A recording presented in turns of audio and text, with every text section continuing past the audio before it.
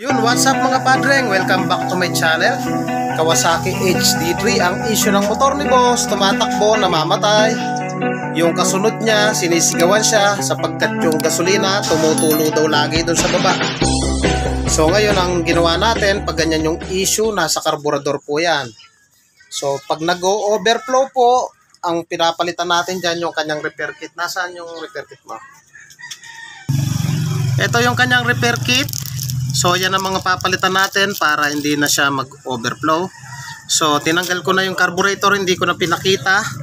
Meron lang naman siyang screw dito at mahuhugot na natin doon sa kanyang clutch side. So ang gawin natin, tanggalin na muna natin yung screw para ma-expose natin yung loob.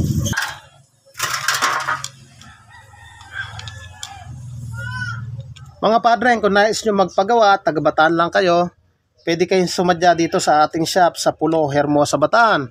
Tabing tulay lang po ako mismo. Pwede nyo rin po akong message sa aking Facebook page at pag-usapan natin yan. So tanggalin na muna natin yung mga screw. 4 na piraso. Ang tatargetin natin dito yung kanyang float valve. Dahil yung float valve, kadalasan nagkakabewang, siya nagkokos ng overflow.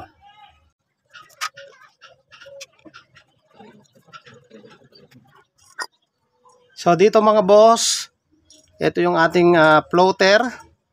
So ganyan siya. So may float valve po yan doon sa loob. Siya yung pinaka nagsasara pag pumasok po dito yung gasolina. Dadaan dito. Ilalak niya kapag napuno. So tanggalin na muna natin.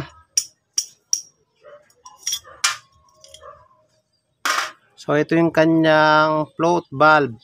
So ang issue ng motor ni boss kung bakit nagkaka-overflow, nagkakabewang po siya dito. Ayan, may bewang.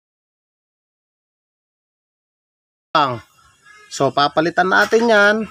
Sa pagpapalit niyan mga boss, dapat palitan din natin yung bahay kasi kung gas-gas ito, gas-gas din yung kanyang bahay. So dapat set po siya para hindi na siya magkulit pa andarin at hindi na rin mag-overflow. So tanggalin na muna natin yan. Ito, tanggalin natin ta. Pitin lang natin gamit yung ating pliers. Yan, pitin lang natin yan mga boss.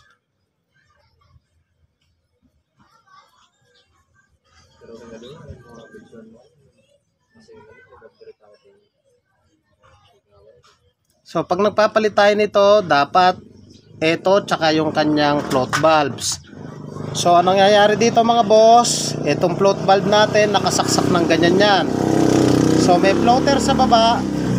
Dito dumadaan yung ating gasolina. Pagdaan dyan, mula itong float valve sa baba, pag napuno, itutulak niya. Anong nangyayari? Kung bakit nag-overflow, nakasagad na siya dahil nagkakaroon na siya ng bewang. Ayan o. Yan, may bewang. Yan. So, yan ang papalitan natin. So, yung mga boss, ito yung papalitan natin. So, yun, pinalitan na natin. Ayan o. May washer po yan dito. So, higpitan lang natin yan.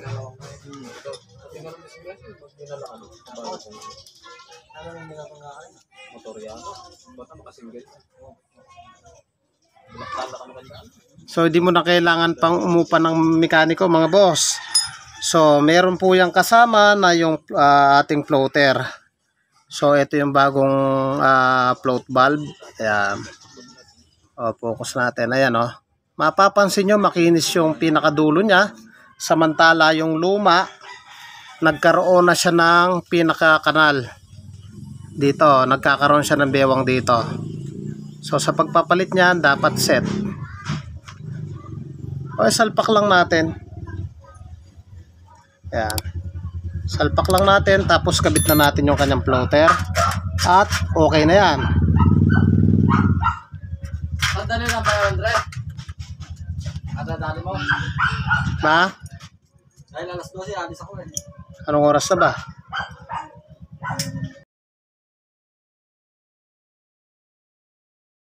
So yung mga boss, nakabit na natin. Ayan o.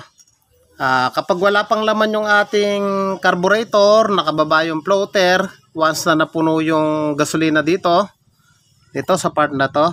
Pag napuno ng gasolina, itutulak niya yung floater, itutulak yung float valve at wala nang papasok na gasolina rito.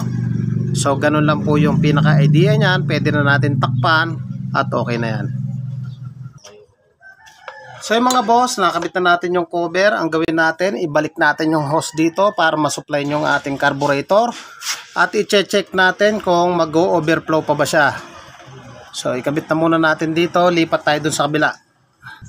So yung mga boss, kinabit natin yung hose. Sige, pakibuksan mo yung gasolina. Ayan, nabuksan na yung gasolina mga boss. So ang issue ng motor ni boss, nag-overflow, nagpalit tayo nung float valve tsaka yung pinakabahay niya. So dito lalabas yung ating overflow. So sa pagkakataong yan, napuno na yung ating carburetor, pero wala pa rin siyang tumutulo. So pag nag-overflow po kasi yan, ang tendency po niyan hard starting. So yan, sa pagkakataong yan, okay na siya at pwede na nating isalpak. So yung mga boss, nakabit na natin yung carburetor. So hindi na siya nag-overflow. Paki-start mo. Shout out kay Soiti. Paki-start mo. Okay.